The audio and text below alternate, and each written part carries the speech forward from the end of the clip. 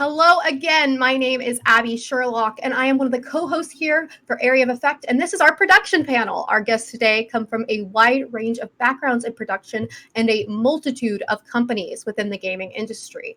From current and past work at top AAA studios across the nation to beloved indies, we're talking epic entries on their resumes like Blizzard Entertainment and Epic Games. We are sitting in the presence of some pretty knockout producers. Let's level up and get things started. We have some questions on deck for our awesome panelists, but we are also here for audience participation. You can ask your questions for a Q&A session to be answered at the end of the panel by typing !question in Twitch chat, which will bring up a form for you to submit your questions.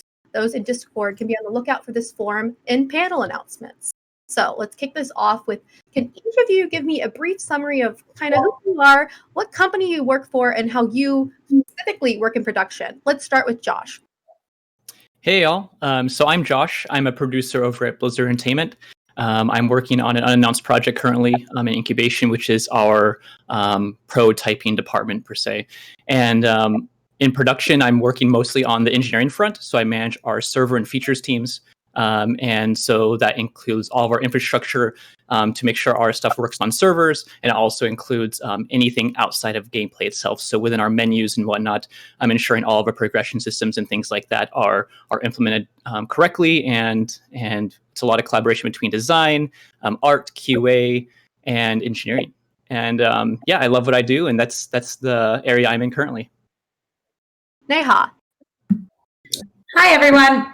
My name is Neha. I am a producer at Turn 10 Studios, working on the Forza Motorsport series. I work as a producer on the audio team, super fun stuff there.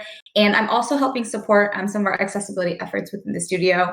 That's been a super fun area of focus for me. It's really, really awesome to work with a bunch of players with disabilities and trying to make our games more accessible. Awesome. Brian. Hi, everyone. My name is Brian. I'm a producer at 343 Industries working on Halo Infinite. And I'm the production lead of the character team. And so basically any of the characters in the game, both narrative and AI, is what my team makes. So we'll go all the way through from 3D modeling to rigging to animation to design and engineering. It's a lot of fun. So that's what I've been doing for the past 2 years or so. Awesome. And John. Hey everyone, I'm John Hathaway. I'm a producer at Epic Games working on the Unreal Engine, specifically the gameplay framework part of it, blueprints and whatnot. Before then, I worked at Bungie. Before that, I worked at 343 Industries. I've been really focused on like the technology aspect of it, lots of tooling and tech and online services and whatnot. Cool. So y'all just gave such like a wide breadth of background and experiences. I'm curious about, some of y'all kind of mentioned it, but what are your specific responsibilities within your job? Because again, you all have such different specialties. So I'm curious to hear about that. Let's start with John. Yeah. So at Epic and just in my production background, I always like to think of myself as owning the end result, the outcome. And there's different ways I can do that. I can talk about the schedule. I can look at budget. I can look at communication. There's always a big focus on the players or the end users of the product, and just kind of the glue that holds everything together. Like there's a great comic that I saw once where it shows somebody building a bridge at one end of a river and somebody building a tunnel at the other end of it. And that happens a lot in game production. Like somebody's building a bridge when they should be building a tunnel and vice versa. So making everyone talk together and also keeping an eye on team health and morale, and trying to tie all that together with an effective process that people like. Totally. Brian. Yeah, I think it's a little bit what I can speak differently to what John mentioned is there's a lot of different realms of production. When you say producer, it's kind of it could be a bit of a loaded term because there's so many different kinds of producers. And we have obviously, like you said, a wide breadth of production represented here. So for the character team specifically, that's much more content creation. So again, like I mentioned, we're making the actual assets for the characters. You're working much more with artists and animators. And then you eventually work with designers and engineers as well. To actually implement the characters into the game and design what they should do, what their combat skills are, etc. So it's a little bit different in terms of between, like John was mentioning, the technology production side versus the content production side. Does that answer your question? Yeah, that does. Neha. Hi. I guess in terms of the audio team, audio for Forza Motorsport covers a full breadth of areas from things like cars, UI screens, characters, animations, everything. Like audio touches all of it. My experience on this team has been working a lot with both our feature teams as well as UI content and sort of everything. Audio team gets to help facilitate things that are going on track. Sound effects that are going in cars, helping with recording studios, VO, full breadth of sort of everything. So it's been a very, very interesting experience having to work with like all of the teams in the studio to try and get audio out the door. My day-to-day job, honestly, like more is helping the Scrum team get organized, make sure we have our dependencies worked out because we are such a large team that covers a breadth of the studio. So kind of looking at that space there in terms of audio production. And then in terms of the accessibility production that I help support, that is more trying to help educate the studio, teach them what accessibility is, helping out with different things like accessibility mixers, engaging with folks from other teams, Microsoft's Gaming and Disability, G4E group, trying to get sponsors there to come in and speak towards different things, just to sort of help educate the studio and really get them to start building in inclusive practices into our products. Very cool. Josh. Yeah, as I mentioned, I'm on the features and server side, and when it comes to day-to-day, it's a lot of meetings. To some people, that's daunting and something they don't want to be in, but I really enjoy the collaboration. I get to be a part of. A few other producers in this stream also mentioned that we're also protectors of the culture. So there's a lot of morale and gauging, like health monitoring, how our team is doing, not just from a performance standpoint and are we implementing things on time and meeting our deadlines, but also how's everyone doing, especially during this time now with in the pandemic we're all in, ensuring that people have good morale and people are taken care of at a people level is very important.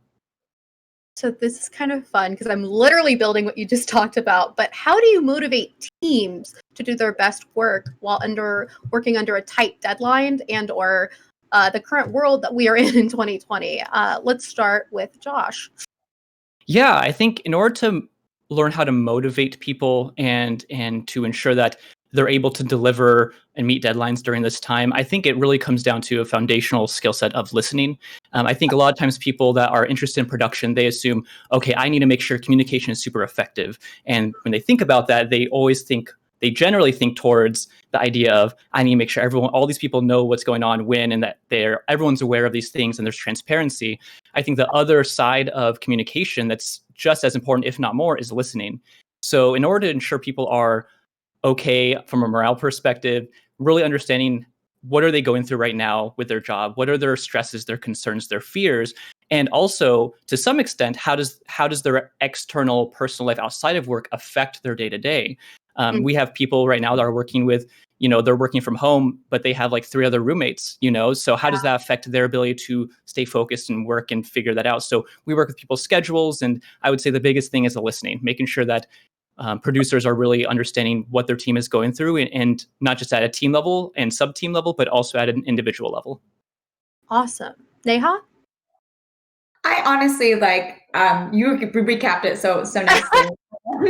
It really is like that morale, trying to be a champion for the team, be their advocate, trying to tell like leadership like no when they're asking for things that we don't have the bandwidth for. I think scoping honestly comes to it a lot. Like everyone is always working under a tight deadline, and sometimes it's hard for like when the requests come in, it's hard for people to remember that we are still working through a pandemic, and making sure people have that work-life balance. Like we obviously have different things that we need to deliver on, but we need to be sort of like the protectors of the team. Like making sure that they are able to get their work done and also have that balance, making sure they don't have to work overtime, and then letting other teams know as well, like, sorry, like maybe we're not able to deliver on this, we can deliver it in this other milestone, understanding what that mitigation is, what the plan is to do that, and also being able to make sure that you always state the impacts of what that may or may not affect. Sometimes you can shuffle around the work to help your team balance that a little bit more without having to misdeliver on something. Maybe it's just a reprioritization of that work. So I think that's there. And then also, like, something I really try to do with my team is ensure that spirits are high. Try to set up like morale events and things like that. I know we've been playing things like Jackbox Online has been a big thing for a while, but now that Among Us is that the new famous popular game that everyone's jumping on for group and team events. I know that we're going to be doing a Team Among Us event next week, even just to like give people some time outside of work or even during work hours to be able to chill, relax, say, hey, like it's okay, you don't need to work on your work items this week. Like let's take this time to get to know each other better and make sure that we are staying healthy and happy. Yeah. Brian? Yeah, it's hard to add much more. I think both Neha and Josh nailed it. I really like what Josh said about listening. I do think that's really important, and just understanding what your team needs and maybe what they're going through. Again, especially with what's going on in the world now, everybody's got a very unique living situation, a working from home situation. Sometimes, I think being a good producer tends to, I think of it as having a large scale, array of tools, and listening is definitely a very important tool set. I think of it almost like a lot of times you're being a detective, right? If you see something going wrong, it's like, okay, what's going on here? Why is this late? Why is this person blocked? It's a lot of, and that goes along with listening, is just really trying to understand and get as many facts as you can. And then understanding, once you have that, that clearer view, then you figure out how to solve that problem. So again, it's really just trying to get as much information as you can, understanding what the team needs, like Josh was saying and Neha was saying, really listening and understanding what the team needs, and then going from there and seeing exactly what you can do to make the team more efficient, make sure that people have what they need and to do their job. And Yeah. like Neha was saying, do it with positive spirits, as at least as best as you can, or, bring people's spirits up as high as you can make them, or just unblock them the best that you can. Totally.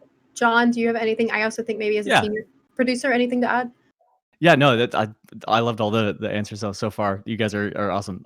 Specifically around like motivating teams. I like to use an analogy of the bricklayer.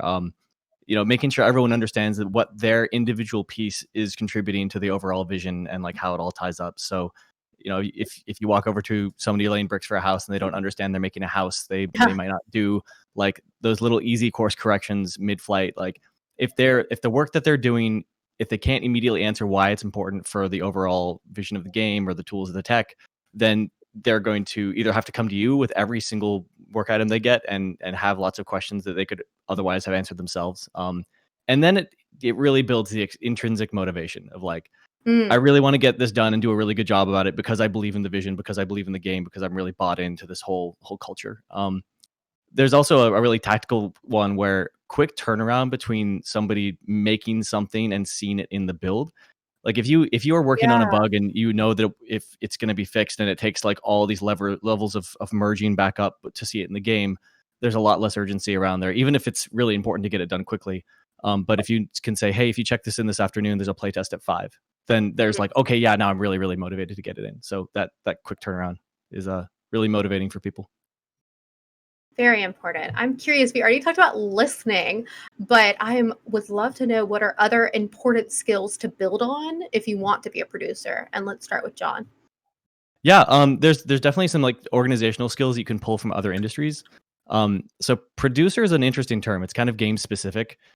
Project manager is like the general term, and there's tons of books about project management and like tons of courses around it, but there's like very little about game production. And then there's also sometimes between industries, producers are different things. I think at EA, it's more of a designer, and then a development director is a producer. So you don't get super caught up in like going like how to be a producer on Google, right? Like look at project management and related disciplines. Keeping up with industry trends is a obvious one. Like play a lot of games, understand what games are doing, understands how games are made today. It's really easy to get siloed in your own studio and how your own studio is doing things and how they've done it forever. But poking your head up to like look around and like just watch some GDC talks or like events like this. And then on top of all that, like the kind of normal skills you build to be good at production, I always like to tell producers to be good at something that's not production, just like kind of on the side, like do some writing or do some art or some programming. Like keep yourself grounded in what the work is, what it's like to do that individual work. So it's also like if it's close to what your team is doing, then you can relate to them a little bit more. Like, oh, I'm working on the side project, and they'll go like, oh, he understands the work that we're doing, and that helps build that trust. Yeah. Brian? Man, John, I just love every Saturday I'm working in Excel sheets. I'm like, oh man, I can't wait to make more Excel sheets today. That's what I do. Just kidding. It's not what I do. What I would say at a high level is, I think one of the way that I think about it from a super high level is like a good producer understands how to help the team solve problems. A great producer understands how to make the process to help teams to surface problems for the team so you can help the team solve those problems. And a phenomenal producer, like legendary producer, helps make process to solve the problem of problems. But like it's really trying to understand how you can be ahead of and raise the problems as they come up. And basically really good process helps you see problems down the line, either now or in the future, so that you can avoid them or understand as soon as they come up, okay, we have to go to this person to answer this question, or we have to, figure out how we're going to, change the schedule in this way or change our capacity in this way.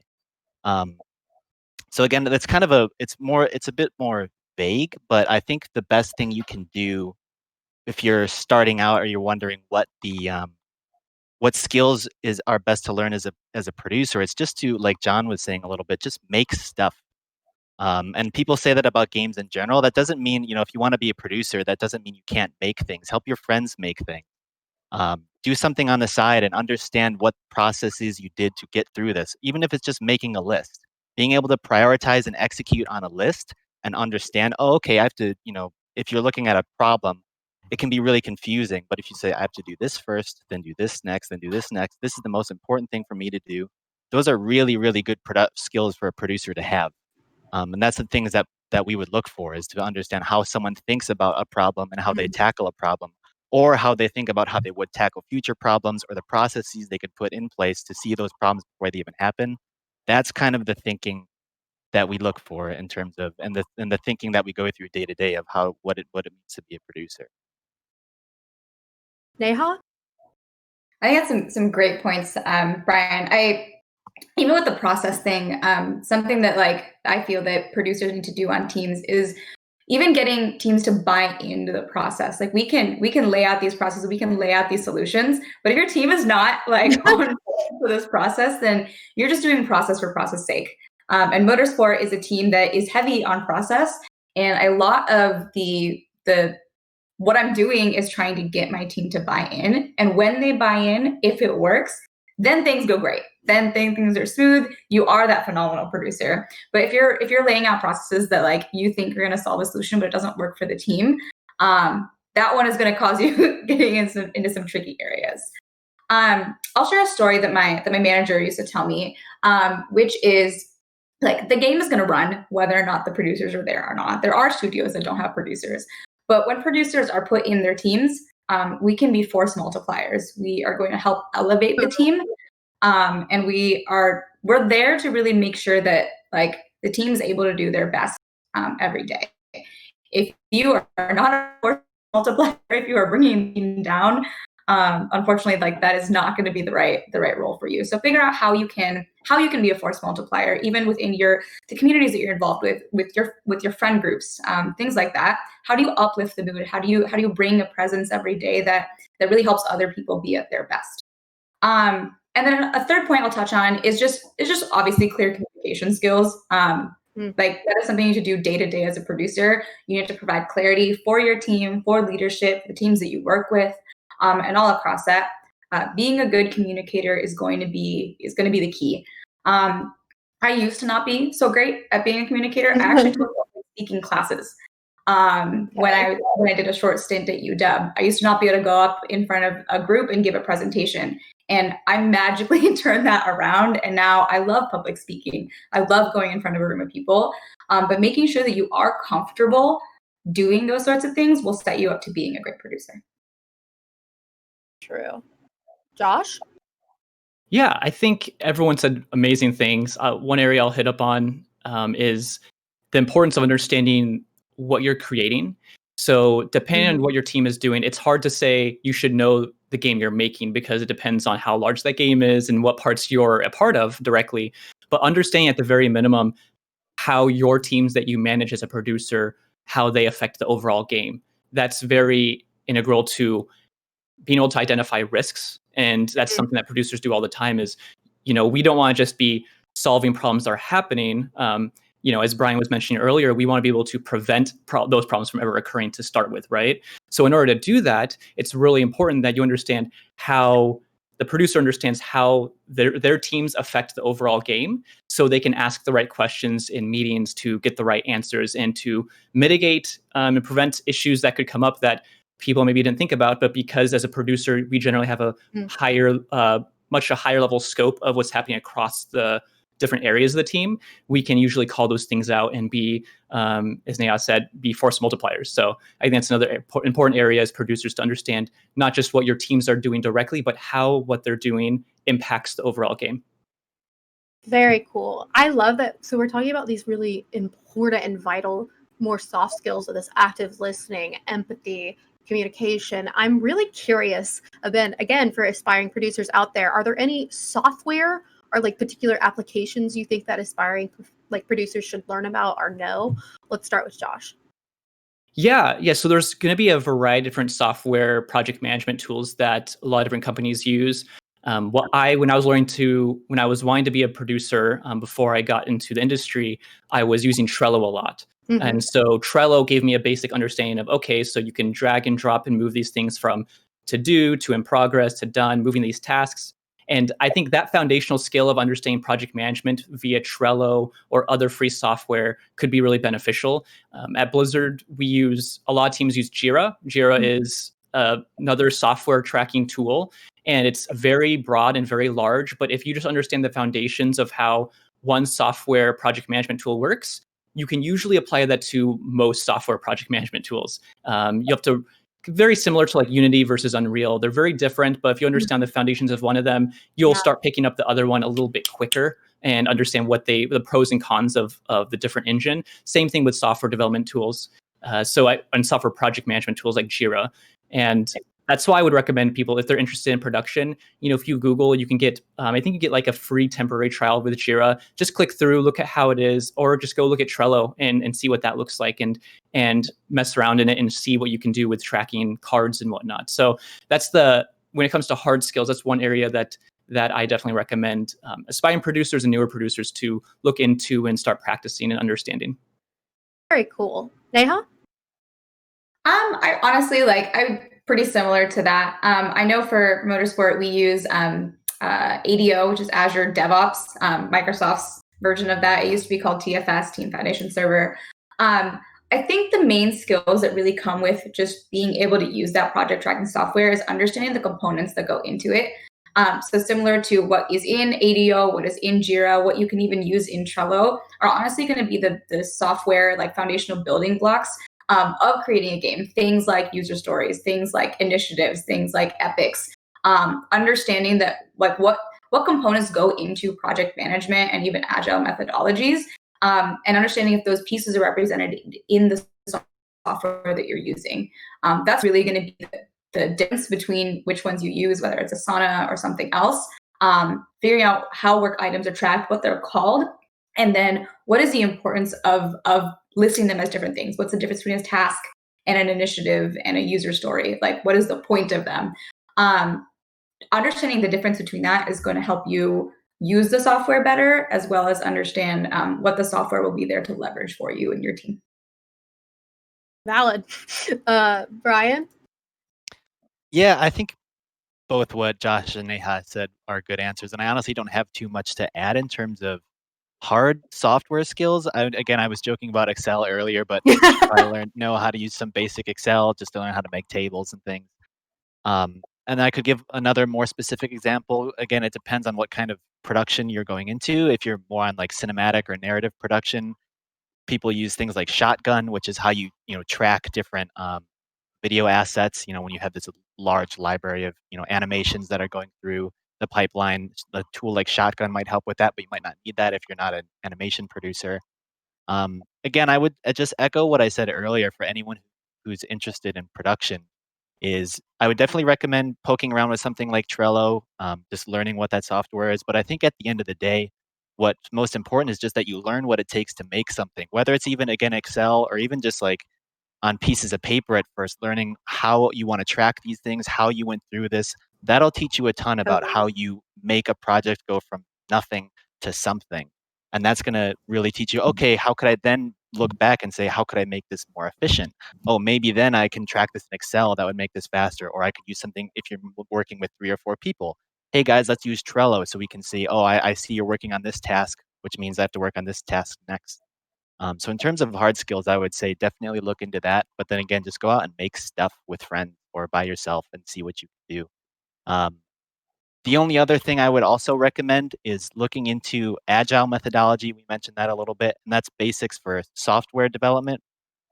And then I would also look into learning a little bit about waterfall. That's not used so much in terms of software development, but we do use it for content creation a lot of times in games, and you'll often hear games kind of can often be a blend of agile and waterfall. So I would just look into at a high level what those are, see which might work for the project that you want to work on. If you're working on a game or an engineering focused thing, you probably want to look into agile. If you're interested in animation production or something a little bit more creative with art assets, waterfall might be something to also look into. So that's what I would say for those. All good stuff. John. Yeah, not a ton to add. I think one extra piece of software to learn is some sort of visualization tool. Like if the ability to kind of lay out a long schedule in a way that's easily digestible and not just like a giant like list of Jiras or Excel spreadsheets. Getting really deep into some Jira tutorials, you can. Anytime you join a new studio, they're going to have their own suite of tools. Sometimes they're even home rolled, which means you have zero chance of ramping up on them before you get in the door. So yeah, if you see a job posting that says must know this software, you should at least look it up and know what it is. And if they ask you how good you are at it, you could be like, oh, I don't know, but I'll learn. Don't be afraid to say you don't know, because I think it's unreasonable to ask a producer to know every single tool and process and home rolled little bug tracking software that your own studio uses.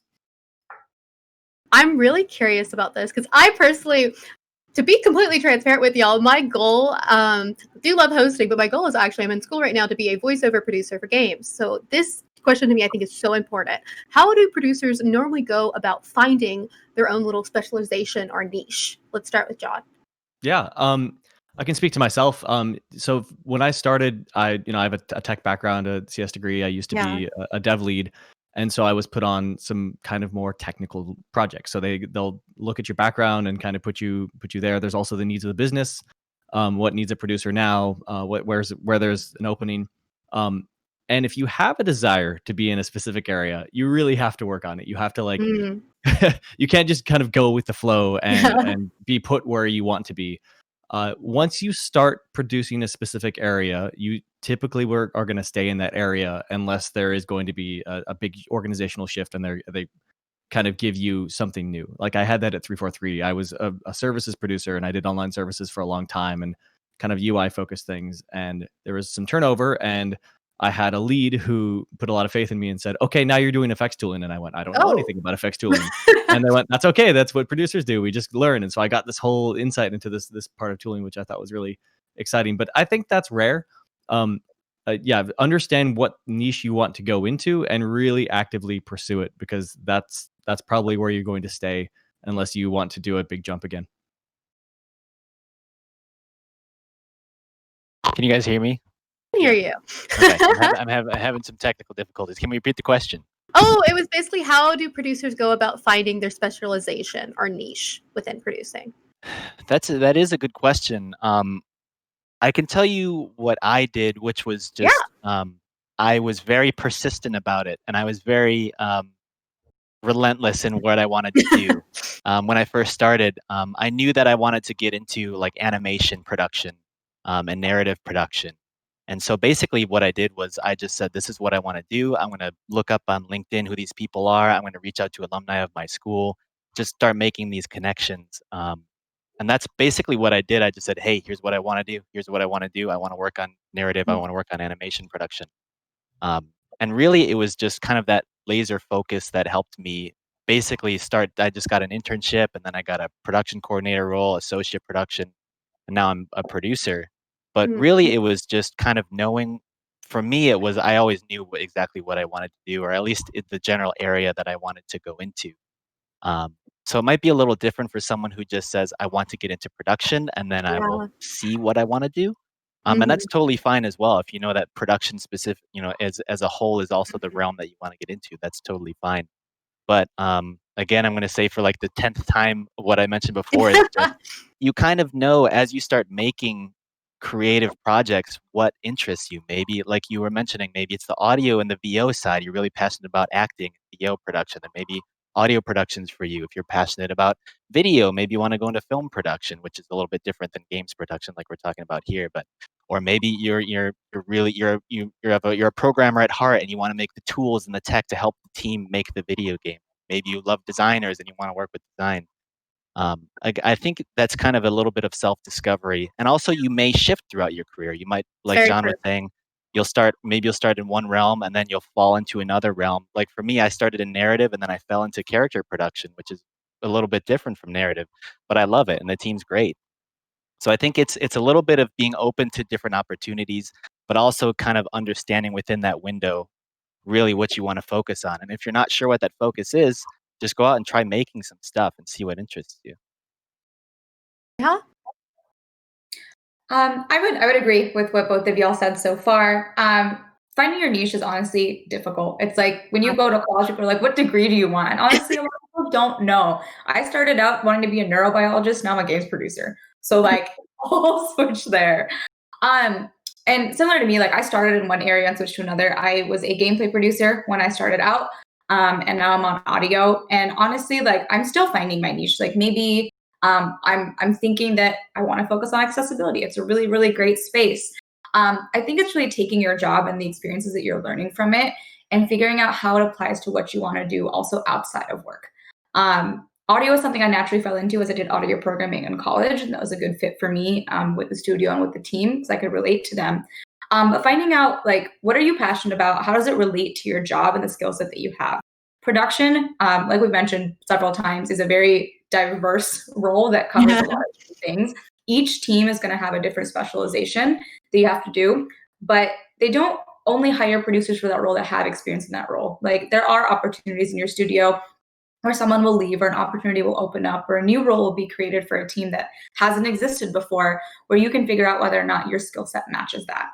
Um, a niche is something that is good to sort of solidify. I think like the middle range of a career, I think when you're first starting out, it's okay to try different things, especially because you are exploring how different teams operate. The UI team at 343 is going to work completely different than the UI team at Turn 10. Yeah.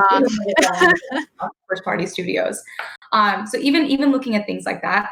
But once you start getting more and more years into your career, like John mentioned, like once you're there for a while, you continue to stay in that role, and then you sort of like your resume will show you as that sort of role. So before you like stay in an area too quick, like for too long, I would take a look and make sure it is what you want to do, and if it's not, work with your manager to try and see what opportunities are there to see if you can switch to something else. 100%. And Josh? Yeah, everything that they said is awesome. That's all the advice that I would wish I had when I was getting into the industry.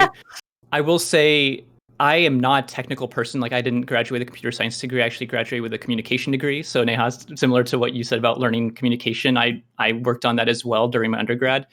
And I actually was terrified of becoming an engineering producer because I'm like, well, I don't have a computer science degree. I'm not super technical. It really scared me. And then Blizzard hired me for an internship as an engineering producer. and I ended up doing it and loving it. And so I would say if you're exploring this, do your best to explore those areas that you're also scared of because you might actually end up liking it. And I really, really enjoy working with my engineers now. And I am excited to learn other areas of production as well. But I realize that I don't need to have a computer science degree to be able to be a good producer for engineers, right? And so it really depends on the studio dynamic and the team dynamic and all these things. Each, being a design producer at one studio is going to be very different than a design producer at another studio. So doing your best to just explore. And if there are things you're really scared of being that you're like, hey, I don't think I should be this because I really I don't have those normal skill sets like that those people on that team have. Give yourself a chance to explore it, because you may actually find that you enjoy it a lot, and there's a lot of pros and cons, a lot of different kinds of benefits that you may actually provide to your team compared to someone that has a very strong technical background, and vice versa. So, there's always room for that, exploring those options and ensuring that you're not just shutting doors on things that maybe you'll actually really enjoy. Speaking my language, Josh, as a theater and communications undergrad. Okay, taking this to heart.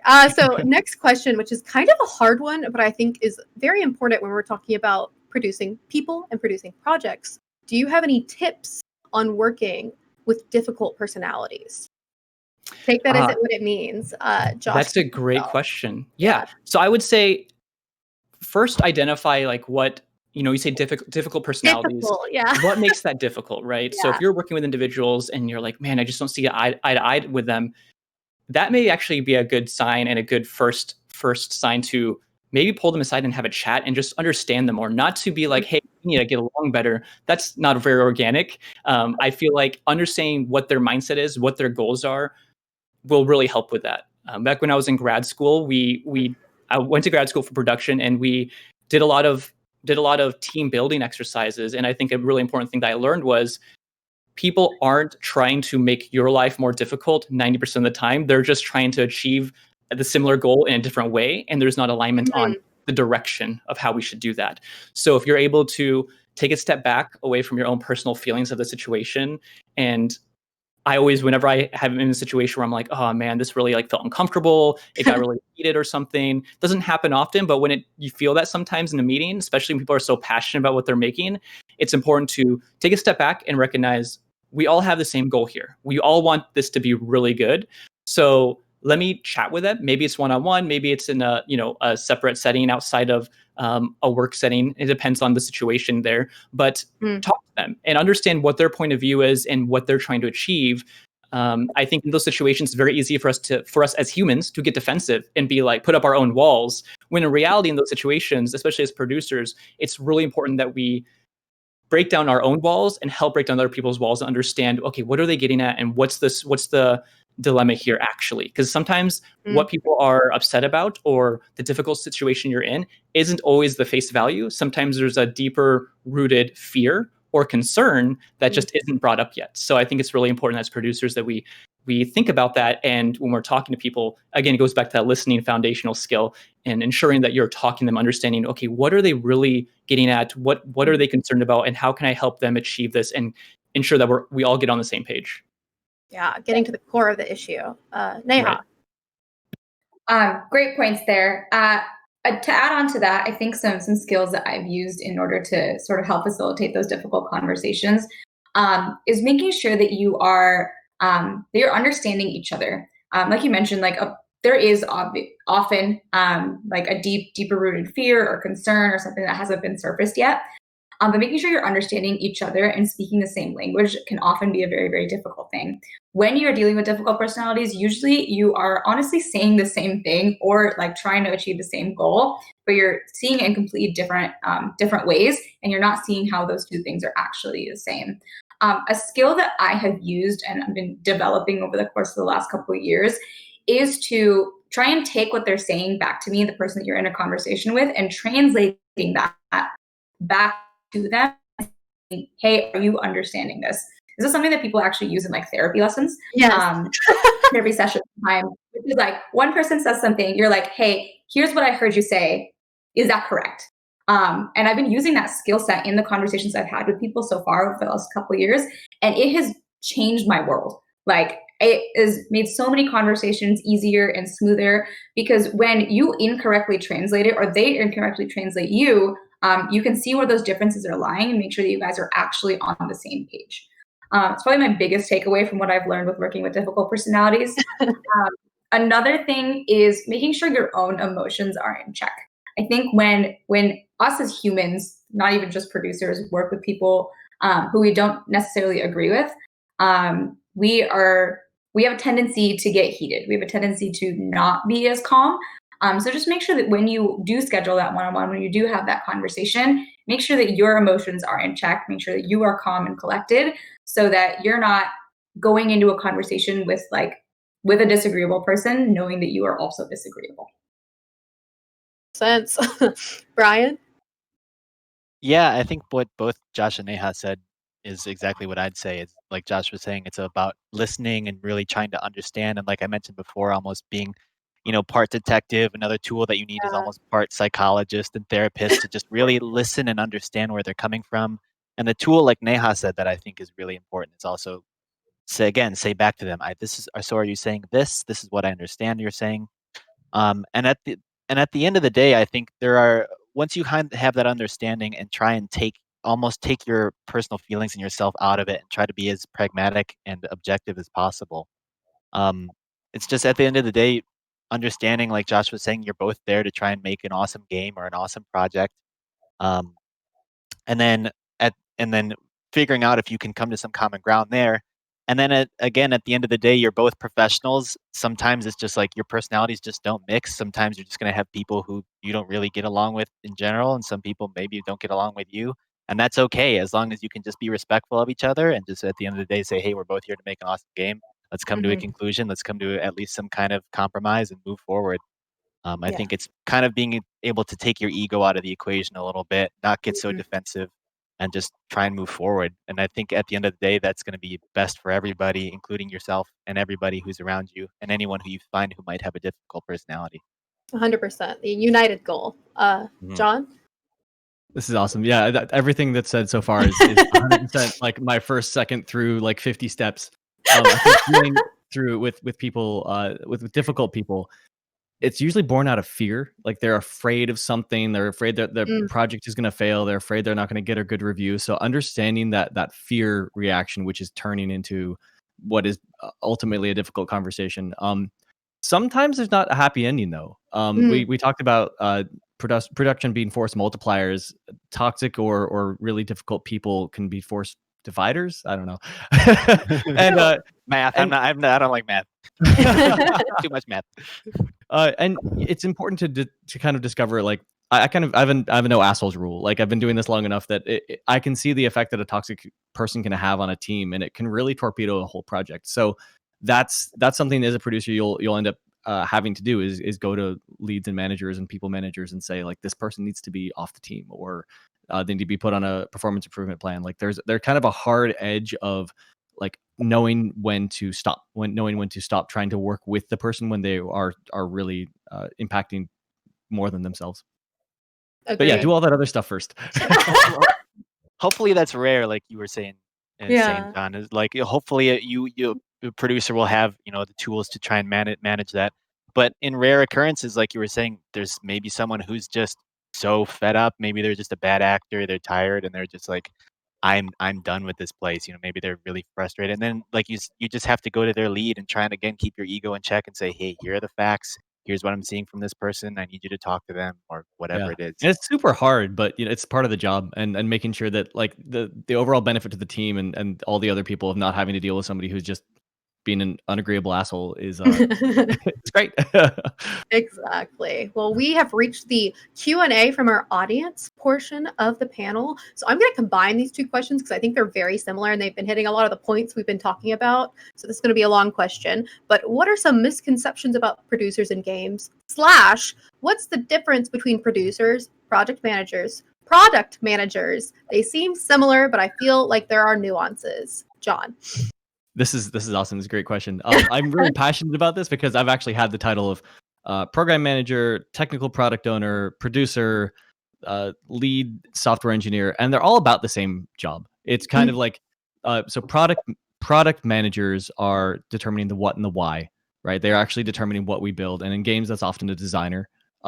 And project managers are more about the execution of the plan and making sure it's commercially viable, making sure that we have the right resources and processes to get it out the door, that we have the capabilities.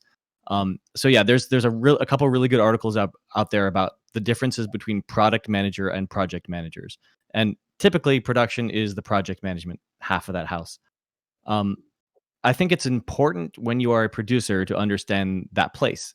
I've seen a lot of producers kind of fail where they come in and they see it as, okay, I'm running the show. There's a the concept of servant leadership, where you are leading without any sort of authority, and that's really important to internalize as you get into these teams and understand that you aren't the boss, you aren't the studio head or the game director. You can't tell people what to do.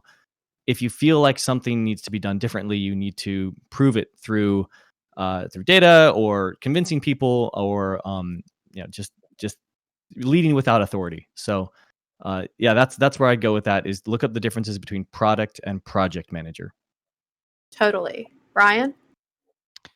Yeah, I think what John was just saying is exactly what I'd say. He already went into the details of the difference between product and project manager and producer and all that stuff. In terms of misconception, I think there's a fun misconception that I think of, at least when I thought of producers, which is either they were the people who were just in spreadsheets and just like were looking at schedules all day, which to me is like not that great, or they were No. like Ari Gold from Entourage, where they're just screaming at everyone to just do their job and all this stuff. I'm like, well, that sounds actually kind of fun, but that's not what it is either at all. Again, it's to bring out, like, I don't know why I keep thinking of the Batman quote where it's like he's the silent guardian. Oh, But it's God. like it's you are there to help the team, and it's exciting because you can be a part of everything. Mhm. But you have to take as much of the responsibility for making the team as efficient as possible, and everybody do their job as best as they can. You take on all that responsibility, and you basically don't take any of the credit. Like that again, that aspect of servant leadership. It's just basically you try and take on as much as you can. And then again, at the end of the day, the designers and the creative directors are going to be the ones who are be like, look at the awesome thing we did. We designed this with others. And then the producers in the back just kind of like, great job, guys. You did it. So proud of you. That's my boy. You know? So that's what I would say. Neha? I would agree, honestly, with both of those things. I'll touch on the misconception portion as well. I think a lot of people, when they think about just like producers, or like the way the game industry may have used to be run decades ago, where the producers were like secretaries.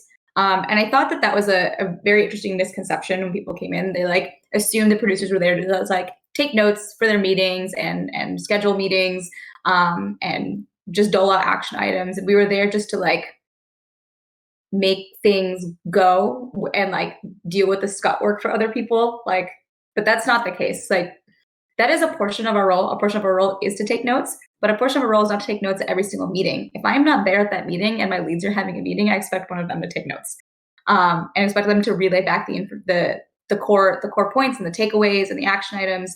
That is a team responsibility. That's not just a production responsibility. We are there to help that process and help make it smoother so other people can be better at their jobs, and focus on their disciplines. The production is there, again, just to help support the team. Like, we are their shield, we are their advocate, we're also their cheerleaders. We're there to help support in the best way and the ability that we can at that time based on our current skill sets.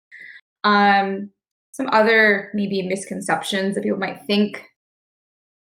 Let me see. I think that's all I got for now. Come back to me if you want. Josh, do you have anything else to add? Yeah, I think the best way to put it for anyone that's still unsure about what production is, Yeah.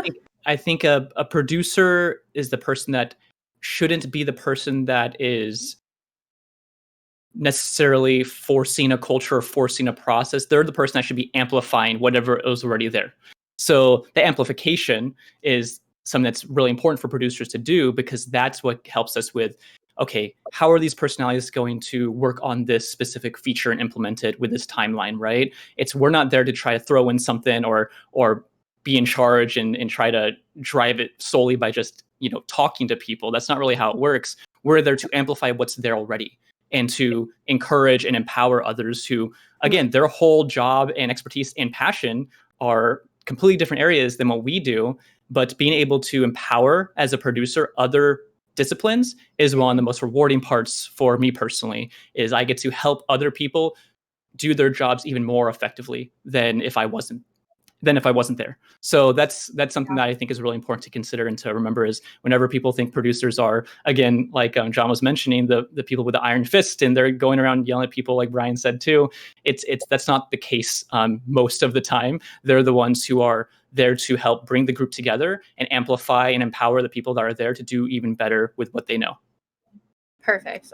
This is our very final question. I want to know individually, we've talked a lot about the technicality of what producing means, what it is, linguistics, but personally, what inspired you to go down the producer role in the games industry? And let's start with Josh. Yeah, what inspired me to be a producer was I had an internship with Blizzard quite a few years ago in PR, and I was actually doing writing. And I got to go to a panel and see a panel of people from different disciplines with engineers, artists, producers, QA, sound. And in that panel, I learned what producer is. And I've always wanted to be closer to game development. That's what I did in undergrad as well. I was in a game development club on campus. And I didn't really know how to do anything. I would just open Unity and click around and be like, I think this is how you can drop assets. And I think this is what a scene is, like really basic things I wasn't sure about. And I'm like, well, I want to be close to game development, but I know I'm not an engineer. I'm not an artist. I'm not a designer. Who's the person that can like help manage these people to create awesome stuff? And so when I had that panel I attended in during my internship, I learned what a producer was. And pretty much everything we just talked about is what I learned then. And I was like, oh my God, I think this is what I want to get into, because I may not be the best at any of their jobs, but I can be really good at bringing those people together. And that's the most rewarding part. And, you know, launching and shipping games is a very exciting thing. But I think as a producer, when we're looking at the short term, like week to week joys I get from the job, it's being able to see problems that were potentially going to happen, never happen, and no one says anything about it. And it's also being able to see us like meet our deadlines and launch something and get things out the door and adapt on the fly when situations change or pivots have to happen. It's very rewarding to go through those problems and to tackle them as a team. And when I'm proud of those moments, it's not proud of, oh, wow, I did this as a producer. It's never that. It's always, I'm proud that the team was able to come together and make this happen. And I got to be a part of that. Awesome. Neha? I think for me, so I graduated from DigiPen with a CS degree, actually left engineering to again get into production. And for me, that transition, that pivotal point was when, I think it was like after sophomore year of college, and I realized, hey, I love problem solving and I love like the programming gets me this area where I get to sit down, tackle a problem and come up with a solution. But it felt very like concrete, it was very mathematical. Whereas I liked seeing my problems more in the open. Like I wanted to help solve people problems. I wanted to help solve communication problems. And I wanted to do it not sitting at my desk 8 hours a day. I wanted a job where I could walk around, communicate with people, and use other skill sets other than my mathematical skill set or my engineering skill set to solve those. That, and I love planning. I love planning so much. Like I plan everything for all my friends. If you can ask any of them, I am the event organizer. Like I'm the one that puts together Friendsgiving, holiday things, birthday parties, like outings, trips. That's just me. Like I plan it all. I plan my dates. I'm just a planner. I love doing that. I love waking up. And the first thing I even ask my partner is like, hey, what are you doing today? What's your Saturday plans? And I realized that planning is so ingrained with what I do as a human being that like I should take that and use it in a job and in a skill set where it is supposed to be one of the defining features of that job. So being a natural planner allows me to create roadmaps for my teams, allows me to create those strategies, look at that product from a top-down view, bottom-down view, however you want to look at it, be able to see all the little pieces that fit together in order to finish something. So I took together both of the things I really loved and found that production is a career that I can actually pursue and be successful at. Medium. Brian? I got into production on accident. I was like, oh, those producers, they're a bunch of squares. I want to be a cool writer and, all these things. And then I had some experience working. I made some animated films and I'd worked in motion capture. And then I ended up getting an internship working on Madden 2018 for their story mode. And I immediately was like, oh, this is actually pretty cool. And I actually kind of good at it, like organizing shot lists. We got to work with actors.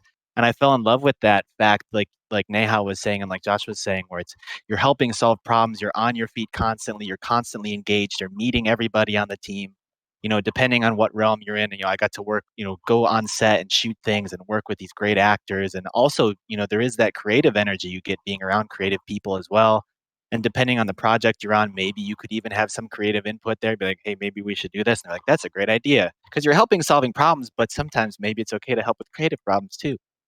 So again, it all depends. And like I mentioned, it's something that I kind of fell into on accident and fell in love with. So that's how I got my start. And John. It's so funny. Like everyone's like, "Well, I didn't mean to. It just happened." It just happened. But it's a similar story. I was doing non-game software. I was a dev lead for that team, and I was doing a lot of what is production work, but it wasn't counted as production work. It was a lot of the organizing and team building and everything like that. And I always kind of saw it as the overhead and the organizing that I needed to finish to get back to the real work of coding. And that it felt really natural. Like it was something that I was well suited to do, and people kind of went, "Hey, you should do more organization," and they found a lot of value in it. And it took me a long time before I realized that is the valuable work, that is the actual job. And when I realized that bigger West Coast companies had that as a discipline, I went, "Hey, maybe I can pursue that part of my job that barely feels like work, that people find all this value in, as a full-time gig." And then I kind of had a roundabout way through there as a program manager at Microsoft, and I made an indie game and got lucky and knew somebody who said, "Hey, you should come join me and we should make Halo together." Well, that's it for our production panel. A huge round of applause for our amazing production panelists. Thank you so much for spending time and educating us today and raising money for these amazing causes. I would like to, before we go talking about commercial break, I would love to, if y'all could do socials real quick shout out, starting with John, anywhere people could follow you, just anything you want to shout out. Yeah, I'm bad at Twitter, but you can follow me there. It's JHATH is my handle, and DMs are open. Happy to talk, industry stuff. People trying to get in the industry. I'm not that busy because COVID. Very kind. Brian?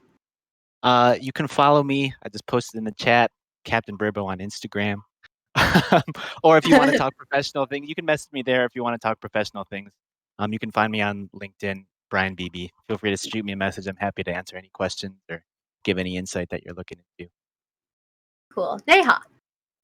I have to look up my Twitter because I'm not super active on Twitter, but it is Neha Haha C. I will also, it's Neha Haha with 3 ha's. And then I will post that in the chat as well. I am more popular on Instagram. Started a cooking channel because I love food also. You can follow me at Omnom Neha on Instagram too. Perfect. And Josh?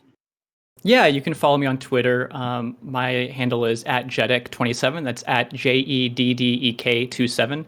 And yeah, hit me up. Just like what Brian said, I'm happy to answer questions and talk to anyone that's aspiring to be a producer, has questions about Blizzard stuff. Yeah, be happy to chat. Big gratitude again to all of our amazing panelists. And remember, we are still taking donations to our causes, Black Girls Code, Code 2040, and Direct Relief on Tiltify, where you can register for the chance to win awesome prizes. Be sure to check out the information below our stream, hit command !donate, or check out our Discord to find out more about how you can get involved. But before we go to our commercial break and come back to our hosting panel and last panel of the day, a quick shout out to our partners, AllMid. AllMid runs and supports nationally sponsored community, collegiate, and convention esports events across the U.S. since 2015. Their esports teams are also currently ranked Division I top 10 in the North American field. Corsair, the leading global developer and manufacturer of high-performance gear and technology for gamers, content creators, and PC enthusiasts. And TESPA, the largest collegiate network of college students, competitors, and club leaders across NA. We'll see you back after a quick commercial break.